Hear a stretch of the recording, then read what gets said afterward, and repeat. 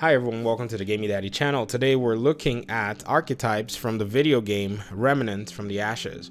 Now the archetypes are quite unique in their playstyle and in specific aspects of their weaponry, and one of the best things that the developers have done is that they've provided means to have some traditional RPG elements that you can expect from classes, and at the same time have given room for you as an individual solo player to enjoy your class and have your class do a host of really cool things within the game. And so I think the way the archetypes are actually set up allow and will allow for replayability over the course of time. So you pick one archetype, you play that archetype style, and you find out that there are some weaknesses that you might have in your own archetype, or some other abilities that you would like to see.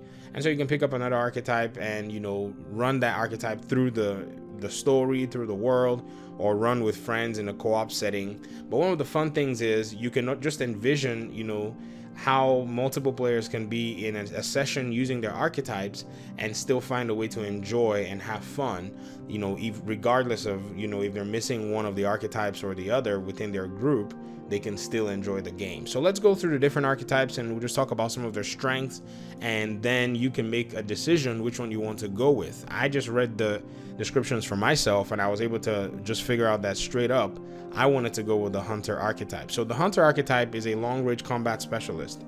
The weapon that's actually given to this archetype, or this class that comes with it, is a long-range hunting rifle. And so this is something that is pretty much your main weapon, and you're able to land some really good shots. I play on PC, so hitting the headshots are actually very easy. If I were using a controller, I would struggle personally. So this is actually a very accurate weapon in my opinion. You can really do some really good damage with it. And then for your side weapon, you have a repeater pistol, which is more of a sidearm, and it actually does a very good job in my opinion. And then your melee weapon is a scrap sword. And so with this scrap sword, you're able to actually do some really good hacking and slashing. In fact, I can go through multiple areas and I've realized that I'm able to clear out some enemies just using my scrap sword. Now I have to be careful, and I found out that your combat actions are quite limited because you have to watch your stamina. Now furthermore, with this class is the Hunter's Mark, which is a mod, or I would just call it for simplicity, a special ability that allows the hunter to mark targets and allowing you to be able to see them even through walls, and increasing their critical strikes that you can actually deal against these targets. So the Hunter class is right now what I'm running, and very honestly I'm actually enjoying it, and I see myself actually running through the game and using this class for a long period of time.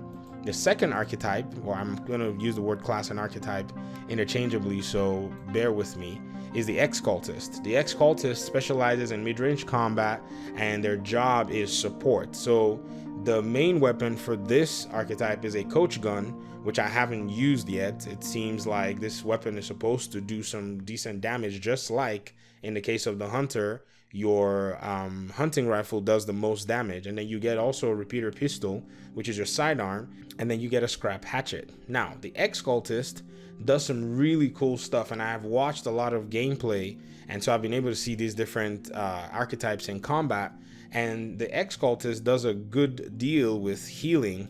And if you notice, because of the way their weapon is, they're able to do some really mid-range burst damage.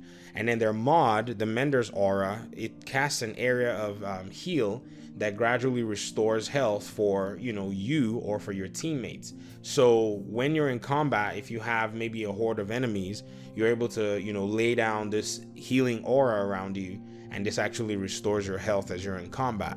So this is pretty much sort of a healer class in a sense, if you were looking at a traditional RPG situation, but the developers have carefully sidestepped a way to give more flexibility, and also allowing for this character to be able to do some really good mid-range burst damage.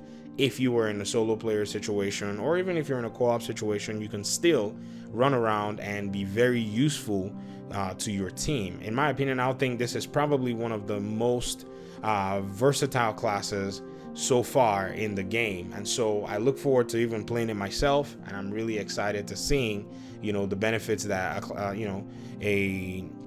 a character like this with this kind of archetype actually provides for their team.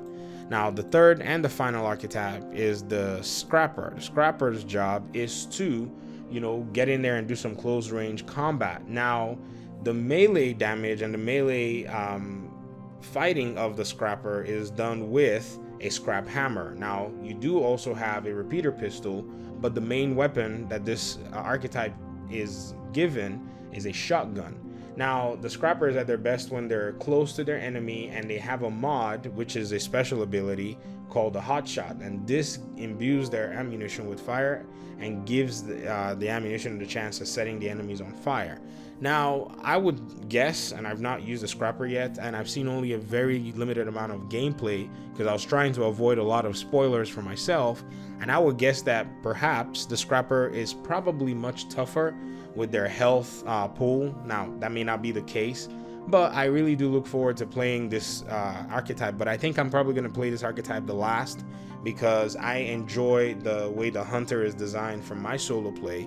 And then whenever I want to jump into a group, I would almost by default run the Cultist because of the healing ability and the mid-range combat.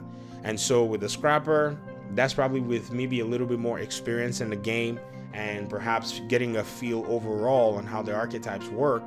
And if I decide that I want to run it on a much more difficult, set it on a higher difficulty, then the Scrapper might be the archetype that will probably provide a lot more, in my opinion, value for, the combat. Because at the time you get to a higher difficulty, the enemies are most likely going to be hitting harder, and they're most likely going to be tougher to kill. And you also would love to, save your ammo as well. So dealing good damage is probably going to be your very best bet.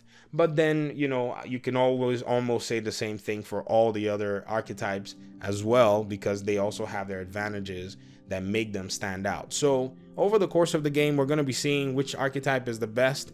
Everyone's going to have to develop their own play style. Every player is going to be different, and we'll definitely be enjoying the different archetypes, especially how it fits to their own specific gameplay. Now, I will say, in my opinion so far with the Hunter, the melee weapon has been very impressive to me, because I was really surprised how much range the weapon had itself, because it's a sword, and so it does have and deal a very significant amount of damage in my opinion, and that's one of the things that I'm really enjoying with it. Alright, that's all I have for the archetypes from the video game Remnant from the Ashes. And I wanted to hear your opinion. If you think this is actually interesting enough, let me hear in the comment section. And if you're already playing and if you're already running any archetype, please let me know what archetype that is. I want to kind of get some ideas as well from you guys that are playing the game. That's all I have for today. Thank you very much for your time and your audience, and I guess I'll see you in the next video. Peace.